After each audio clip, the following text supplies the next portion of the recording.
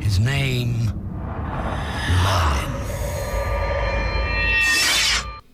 What's going on, knights, lords, ladies, sorcerers, enchantresses, and all beings both normal and magical in the land of Ambion? My name is V, and this is going to be the last Merlin Weekly, hopefully, in my dining room because my film space is finally without water damage and hopefully will not have that water damage smell. We're just going to be going over something that I want to just go over with you guys. Remember how the series started with the whole Lancelot, Arthur, Guinevere love triangle? It went through its course where Lancelot was in love with Gwen, and then Gwen was starting to fall in love with Arthur falling in love with her in tow, and Lancelot seeing this whole budding relationship, instead of doing the normal courtly love thing people write about, they took the mature route and had him bow out gracefully because he wanted Gwen to find real happiness with someone that she could honestly and truthfully love in an environment that she knows and actually can develop a relationship with him because they actually go on adventures, talk to each other, have had a rapport with one another that wasn't just by happenstance. And then when the whole Knights of the Round are formed, he still loves Gwen, but still allows her to be with Arthur because their love is pure enough where he knows that he can give up his love so that Gwen can be happy, and he'll be best friends with Arthur and give his life for Arthur in the season premiere of this very series that we're reviewing right now. Remember how beautiful that was? Remember how touching that was? Remember how that actually raised the bar for the Arthur, Lancelot, Guinevere love triangle thing that actually made sense and actually could have been studied for decades upon decades for writers to be like, this is how you do a good love triangle in television? Yeah, I remember that beautiful moment too. Let's see how this episode, Lancelot du Lac, can actually ruin all that stuff in the manner of only near a damn hour. I'm not even fucking kidding. 45 to 48 minutes long of how to ruin all of that beauty in the span of one episode. So, this is the whole synopsis of said episode. Arthur is deciding to finally marry Guinevere. Hooray for the Arthur-Gwen shippers!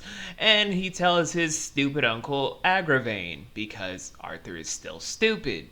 And so Agravain goes to his forever, friend zone him Lady Morgana, where Morgana the Thesaurus, I had to blur myself to avoid the algorithms to strike me out, to raise Lancelot from the god grave in order to exact some fucking revenge by saying, I need you to destroy the happiness between Arthur and Guinevere because I will not have a fucking peasant on my throne.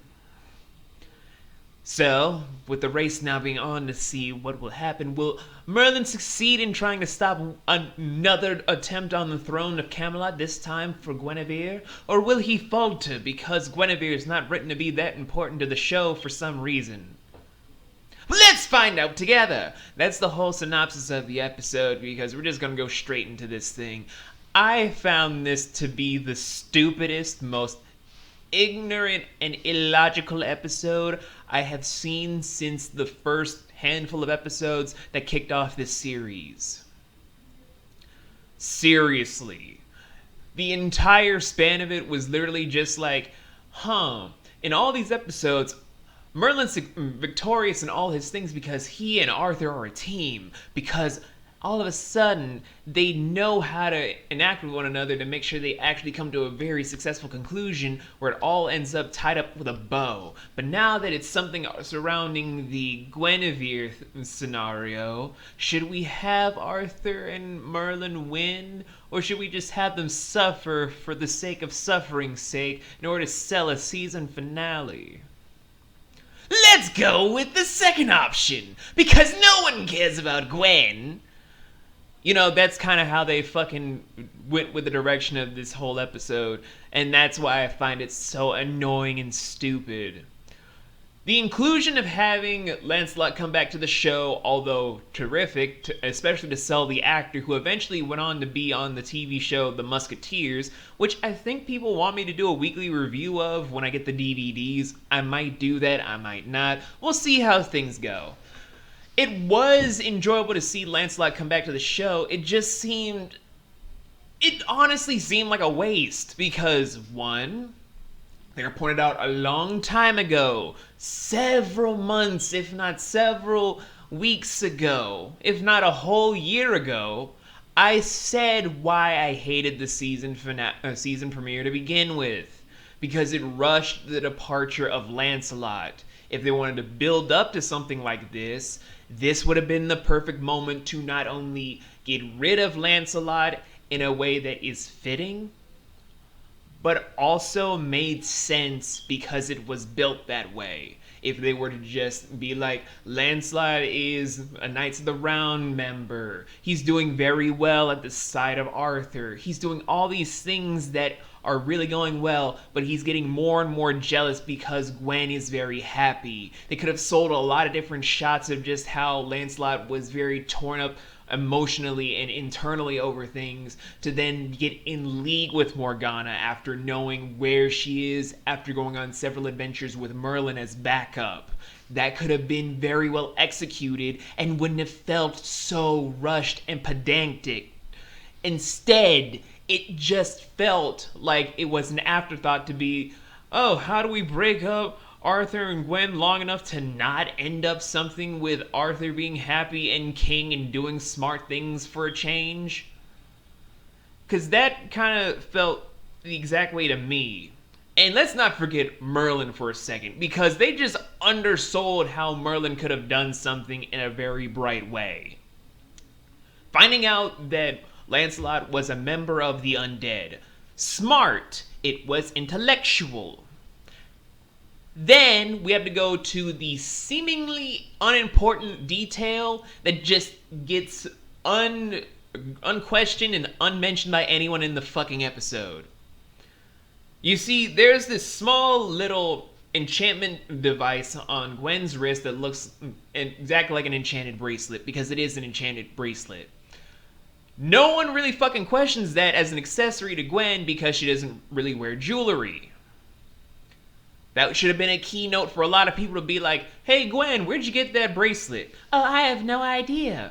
Then just all of a sudden, Gaia sees it, he studies it, and it's just like, it's enchanted. It's from the old religion. It could have been insert magical history right here involving the enchantment spell. Merlin could have stopped Gwen from doing whatever with the shade of Lancelot. Problem solved. You have the wedding, and you could have made a storyline of this instead of going with the haphazard, this is how we want to do the finale writing that we have instead.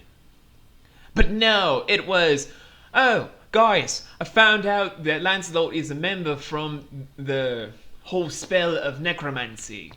Oh, really? Really? Is that the only plan Morgana has for Arthur?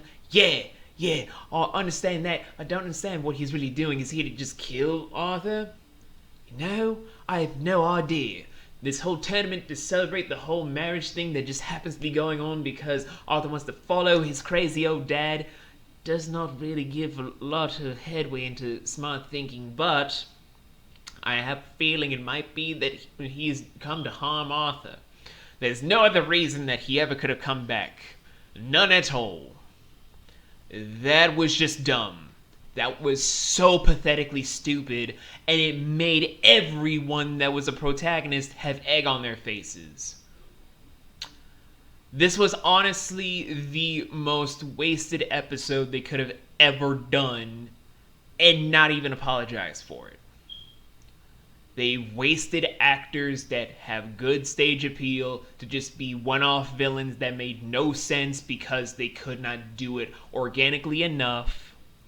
They wasted Hero's potential for a better storyline to just do what they're doing now of Arthur's sad and now he has to marry this one person we'll get into in a few episodes, which will lead into the blanky blank because I don't want to spoiler what the season finale is, to then finally have Arthur and Gwen become king and queen together because finally they understand that Agravain isn't whole, that needs to get up this hole with a cactus strapped together on a chainsaw. It's just so stupid. I can't. This is just one of those episodes where no matter how you want to argue it with me, whether in conversation, in the comments, or whatever, I will still say how underutilized and stupid this episode is in the grand spectrum of the whole fucking show. And it's not like I know how to write anything with a wedding. What do I know about getting married? So anyway, though, this is all we're going to be doing for this episode, for episode 9 of season 4 of Merlin. I don't recommend it, but if you want to be a completionist for the whole show, watch this episode, make up your own opinion. It can be like, oh, this is a shocking twist. I did not see this coming with the undead thing. Or you could be like me and overanalyze things to be like, this is underutilized. This is stupid. This really could have gone a long fucking way, but it didn't. But, you know, we'll go into better topics hopefully in the next episode because it's going to be very tasty. Very, very tasty. I'll see you guys next week for that episode of Merlin Weekly.